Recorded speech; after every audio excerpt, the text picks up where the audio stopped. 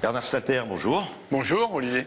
Alors en cette période de vœux, vous devez être un des rares à souhaiter que 2012 soit comme 2011 pour l'artisanat alsacien. Ben oui, alors tout d'abord, bonne année à tout le monde, j'en profite. Et effectivement, pour nous, 2011, c'était une année qui était assez positive. Et je crois que 2012 doit continuer à être une année pour l'artisanat, et ce qui permettra à l'ensemble de l'économie alsacienne d'être une année positive.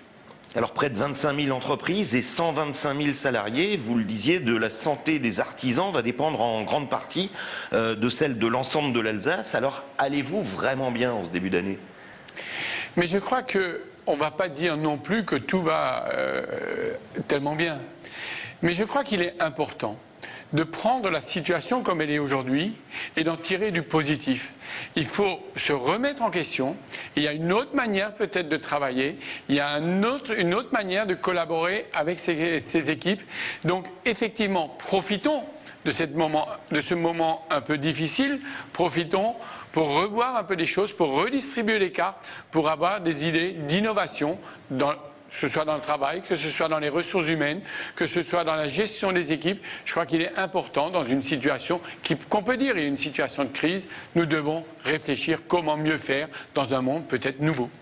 Alors près de 40% des artisans alsaciens exercent tout de même dans le bâtiment et on s'attend à une année très difficile dans ce secteur. Vous le ressentez déjà ? Alors non, aujourd'hui on ne le ressent pas encore. Alors effectivement, ça va peut-être être un peu plus compliqué avec la TVA qui est repoussée à 7%. Ça va être un peu plus difficile avec la loi Sellier qui n'est pas reconduite. Mais ce qui nous demande aussi, encore une fois, c'est les secondes œuvres qui vont peut-être être à une échéance un peu plus lointaine, être fragilisées.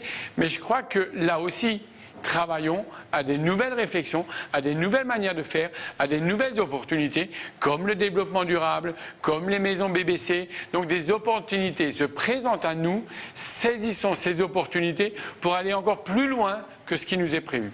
Alors l'une de vos priorités, ce sont les jeunes. Le nombre d'apprentis reste en hausse. Est-ce qu'on peut toujours dire aux parents que c'est une bonne clé pour l'emploi dans notre région ? Une des priorités, c'est les jeunes, je dirais même mieux. L'année 2012, pour la Chambre des métiers, pour l'artisanat sur sa globalité, ce sera l'année de la jeunesse. Donc oui, effectivement, l'apprentissage, les formations en alternance, toutes les formations continues, tout ce qui peut ramener à avoir encore plus de formation dans l'artisanat, c'est un vecteur important. Nous basons en 2012 tout sur la jeunesse, un nouvel avenir pour notre pays, un nouvel avenir pour l'artisanat, une nouvelle manière de faire, une nouvelle vision de faire. Notre slogan, c'est être par la tradition. Ça, nous le sommes. Devenir par l'innovation. L'innovation, c'est la jeunesse qui va nous l'apporter. Donc 2012, effectivement, ce sera cette année de la jeunesse. C'est celle-là qui va construire l'avenir, qui va construire notre nouveau monde. Alors vous avez fait la paix avec les auto-entrepreneurs et vous parlez désormais d'accompagnement. Un auto-entrepreneur, c'est un artisan qui s'ignore encore ? Je pense que oui. Et je pense que l'auto-entrepreneur peut être aujourd'hui, du moment que c'est limité dans le temps, et c'est ce que nous faisons avec eux, nous les accompagnons pour qu'ils deviennent vraiment des chefs d'entreprise qui créent de l'économie, qui créent de la formation, qui créent de l'emploi.